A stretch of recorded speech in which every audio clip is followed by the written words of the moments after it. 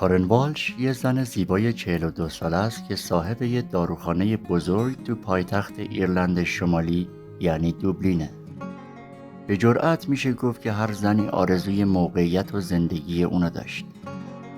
اون یکی از موفق ترین داروخانه های شهر رو اداره میکنه و بسیار بین اعضای جامعه مورد احترامه. یه زن زیبا، با وقار، تحصیل کرده، باهوش که با یه مرد موفق یه ازدواج موفق و خوب داشته و ثمره این ازدواج یه پسر کوچولوی سالم و باهوشه. اما برخلاف اون زن محکم با اراده قوی که توی اجتماع به نظر می اومد، کارن درگیر مشکلاتی بود که همیشه ازش رنج می برد. اساساً اون هیچ وقت از داشته‌هاش و شرایطی که توش بود، خصوصاً از نقش مادر و همسر بودنش راضی نبود. اون علاقه داشت بیشتر وقت خودشو خارج از خونه سپری کنه.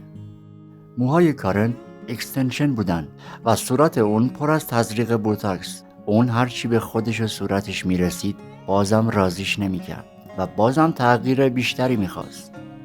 مدتی بود که کارن به همراه خانواده‌اش به خونه‌ای بزرگتر تو محله آروم و دنج در اطراف دوبلین نقل مکان کرده بود. تو همسایگی اونا زنی 81 ساله زندگی میکرد به اسم میرا رنکین.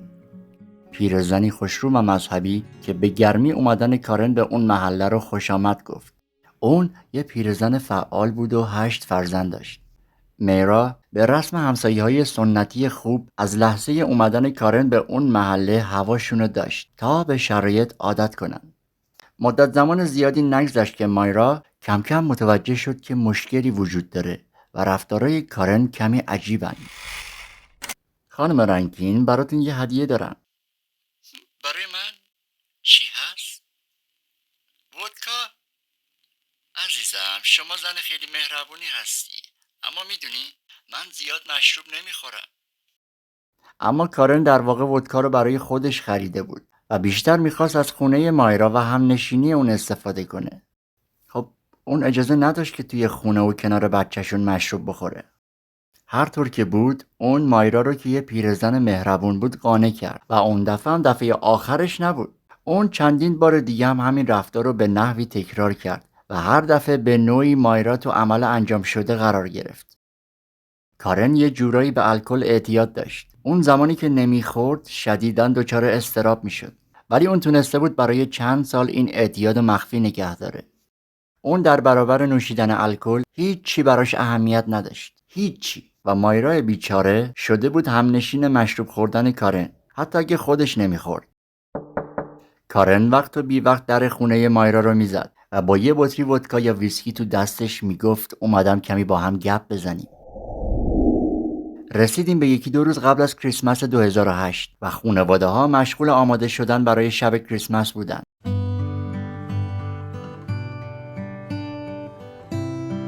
مایرا درباره کارن با دخترش صحبت کرد و بهش گفت که اون وقت و بی وقت برای خوردن مشروب و حرف زدن با اون به خونش میره. مایرا اگرچه که همیشه خنده به لبش بود، اما ته دلش کمی این شرایط داشت آزارش میداد.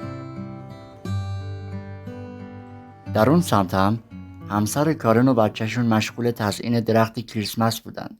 اون سال کریسمس کارن تا بعد از ظهر خواب بود و هنوز هیچ هدیه‌ای نخریده بود. این اواخر مصرف اون خیلی بالا رفته بود و از پی اون زندگیش مختل شده بود. به هر حال هر طور که بود اون تونست تا شب با عجله چند تا کادو دست و پا کنه و البته چند بطری مشروب برای شب کریسمس. بطریایی که قرار بود کار دست کارن بده و یکی از خشن‌ترین قتلای ایرلند رو رقم بزنه. اون سال کریسمس مورا قرار بود تعطیلات رو با دخترش بگذرونه، اما عفونت ریه‌هاش باعث شد تا تصمیم بگیره توی خونه استراحت کنه.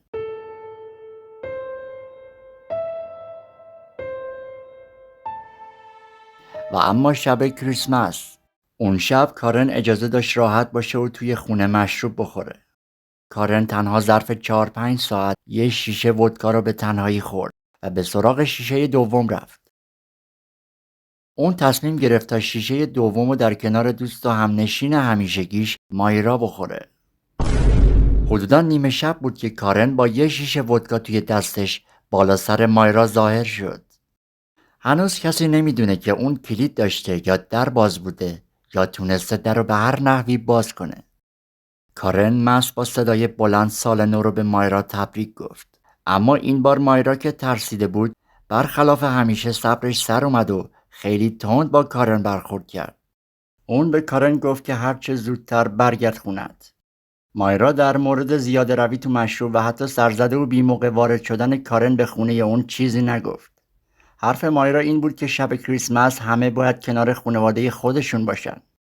اون شروع به سرزنش و نصیحت کارن کرد، اما زمانی که در مورد بچهش اونو سرزنش کرد، حال کارن ناگهان تغییر کرد. مایرا به کارن گفت تو یه مادری و یه مادر خوب نباید شب کریسمس مست کنه. اون با عصبانیت به کارن گفت یه مادر خوب باید شب کریسمس کنار خانوادش باشه.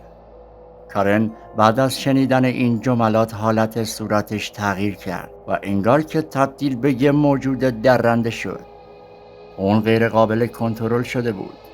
کارن دستاشو لای موهای مایرا کرد و شروع به کندن موهای اون کرد. مایرا در حالی که سرش زخمی شده بود روی زمین افتاد، اما این تازه شروع ماجرا بود. کارن از بالای تخت مایرا صلیبی که آویزون بود و برداشت و به سمت مایرا حمله ور شد. صلیب فلزی همینطور بالا میرفت و توی سر و صورت مایرا فرود میومد. شرط میبندم که تو اون لحظه اگر از کارن میپرسیدی داری چی کار میکنی نظری نداشت. در اثر این ضربات 15 قسمت از دنده های مایرا شکست. میتونید در مورد صورتش خودتون حدس بزنید.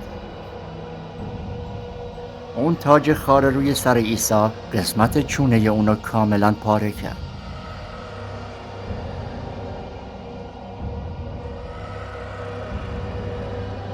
از یه جایی به بعد کارن متوجه شد که مایرا دیگه حرکت نمیکنه.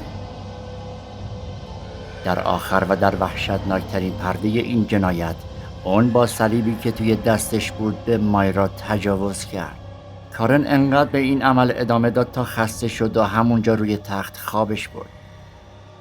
چند ساعت بعد کارن از خواب بیدار شد. اون به محض باز کردن چشماش با صحنه خیلی وحشتناکی روبرو شد. اون اگرچه یه سری صحنه ها رو به خاطر می آورد، اما چیزی که میدید براش غیر قابل باور بود. اون دچار پنیک شده بود و سعی کرد هر طور که شده از اونجا با همسرش تماس بگیره. اما حالش انقدر بد بود که هر بار شماره رو اشتباه گرفت. اون 7 مرتبه شماره رو اشتباه گرفت. در نهایت از اونجا خارج شد و به خونش برگشت. خیلی زمان نبرد که جسد مایرا توسط دخترش و همسر دخترش که برای کریسمس به خونه اون اومده بودن مشاهده شد.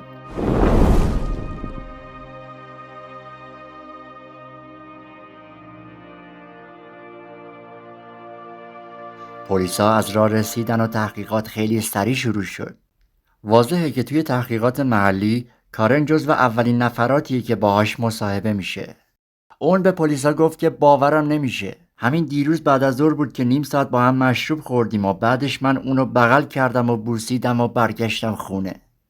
افسر پرونده همین جای تحقیقات خیلی حرفای کارن رو نخرید و فقط چند ساعت بعد اولین سرنخ پیدا شد. تماسایی که دم صبح از خونه مایرا گرفته شده بود نشون میداد که کسی تصمیم داشته با همسر کارن صحبت کنه و چه کسی میتونسته باشه جز خود کارن. بعد از پیدا شدن این سرنخ دومینووار مدارک دیگه هم یکی یکی کشف شدن. دی ان ای کارن روی سراسر بدن و چونه مایرا باقی مونده بود. همچنین بطری خالی ودکایی که اثر انگشت کارن روی اون بود. تو سال 2011 دادگاه کارن والشو در مورد قتل مایرا مقصر تشخیص داد و اونو به 28 سال حبس محکوم کرد.